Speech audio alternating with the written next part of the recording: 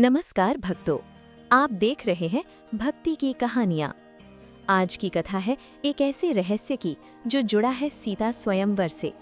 क्या आपने कभी सोचा है, जब जनकपुरी में स्वयंवर का भव्य आयोजन हुआ, देश विदेश के राजाओं को निमंत्रण भेजा गया, तो फिर अयोध्या के महाराज दशरथ को निमंत्रण क्यों नहीं भेजा गया? क्या कोई शत्रुता थी? क्या कोई मनमुटाव था? नहीं, कारण कुछ और ही था। एक ऐसी घटना जिसने राजा जनक को चिंतित कर दिया था। आइए जानते हैं। एक बार राजा जनक के राज्य में एक नवविवाहित युवक अपनी ससुराल जा रहा था। सज धजकर नए वस्त्र पहनकर वो बड़े उत्साह में था। रास्ते में उसे एक दलदल दिखाई दिया। उसमें एक गाय फंसी हुई थी। वो मृत्यु के कगार पर थी। युवक के मन में करुणा जगी, पर अगले ही क्षण उसके मन में दूसरा विचार आया। यदि मैं इसे बचाने के लिए दलदल में उतरा तो मेरे नए वस्त्र और जूते खराब हो जाएंगे। मैं ससुराल कैसे जाऊंगा? स्वार्थ ने करुणा को दबा दिया और वो युवक गाय के ऊपर पैर रखकर आगे बढ़ गया।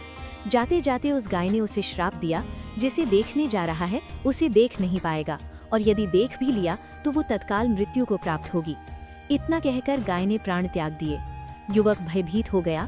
पश्चाताप की अग्नि में जलता हुआ वो ससुराल पहुंचा, पर द्वार के बाहर ही बैठ गया। जब पत्नी उसे भीतर बुलाने आई और बार बार पूछने लगी, आप मेरी ओर देखते क्यों नहीं, तब बहुत आग्रह पर उसने पूरी घटना बता दी। पत्नी ने कहा, मैं पतिव्रता हूँ, आपका कुछ नहीं बिगड़ेगा, आप मेरी ओर देखिए। जैसे ही उसने पत्नी की ओर दृष्टि उठाई, उसकी आंखों की ज्योति चली गई। वो अंधा हो गया। पत्नी की पतिव्रता शक्ति के कारण उसकी मृत्यु नहीं हुई, परंतु वो देख नहीं सका। दोनों राजा जनक के दरबार पहुंचे। राजा ने ब्राह्मणों से उपाय पूछा। विद्वानों ने कहा, यदि कोई सच्ची पतिव्रता स्त्री छलनी में गंगा जल भरकर लाए और उस जल के छींटे इस व्यक्ति की आंखों पर मारे तो ये गौ श्राप से मुक्त हो सकता है। राजा जनक ने पहले अपने राज्य की स्त्रियों से कहा, पर किसी के विषय में पूर्ण विश्वास न हो सका। तब संदेश अन्य राज्यों में भेजा गया। ये सूचना अयोध्या के महाराज दशरथ तक भी पहुंची। राजा दशरथ ने अपनी रानियों से पूछा। उन्होंने उत्तर दिया, महाराज, अयोध्या की हर स्त्री पतिव्रता है, चाहे वो रानी हो या झाड़ू लगाने वाली। राजा ने परीक्षण के लिए एक सफाई करने वाली स्त्री को बुलाया। उसने शांत भाव से स्वीकृति दे दी। उसे राज सम्मान के साथ जनकपुर भेजा गया। वो गंगा तट पर पहुंची। हाथ जोड़कर प्रार्थना की, हे गंगा माता, यदि मैं तन मन से अपने पति को ही परमेश्वर मानती हूँ तो ये जल छलनी से नीचे न गिरे। और आश्चर्य, गंगा जल की एक भी बूंद नीचे नहीं गिरी। दरबार में जब उसने उस युवक की आंखों पर जल के छींटे मारे तो उसकी दृष्टि लौट आई। सभी आश्चर्यचकित रह गए।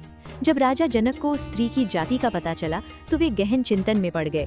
उन्होंने सोचा, जिस राज्य की सबसे निम्न मानी जाने वाली स्त्री इतनी महान पतिव्रता है, उस राज्य के पुरुष कितने शक्तिशाली होंगे। उन्हें भय हुआ, यदि स्वयंवर में अयोध्या से कोई साधारण व्यक्ति भी आया और उसने शिव धनुष उठा लिया तो क्या होगा। इसी आशंका से उन्होंने अयोध्या को निमंत्रण नहीं भेजा। परंतु विधाता की लेखनी को कौन टाल सकता है। समय आया और अयोध्या के राजकुमार गुरु के साथ वन विहार करते हुए जनकपुरी पहुंचे, और वही हुआ जो नियति में लिखा था। राम ने शिव धनुष तोड़ा और सीता का वरण किया। बोलिए जय सिया राम। दोस्तों, आपको ये कथा कैसी लगी, कमेंट में अवश्य बताइए। यदि वीडियो पसंद आए तो लाइक करें, और ऐसी ही दिव्य कथाएं सुनने के लिए भक्ति की कहानियां को सब्सक्राइब जरूर करें। धन्यवाद। अगर आपको हमारी स्टोरी वीडियो अच्छी लगी हो तो हमारे वीडियो को लाइक करें, चैनल को सब्सक्राइब करें और अपने फ्रेंड्स के साथ भी शेयर कीजिए, और कमेंट में बताइए कि कैसी लगी आपको ये स्टोरी। धन्यवाद।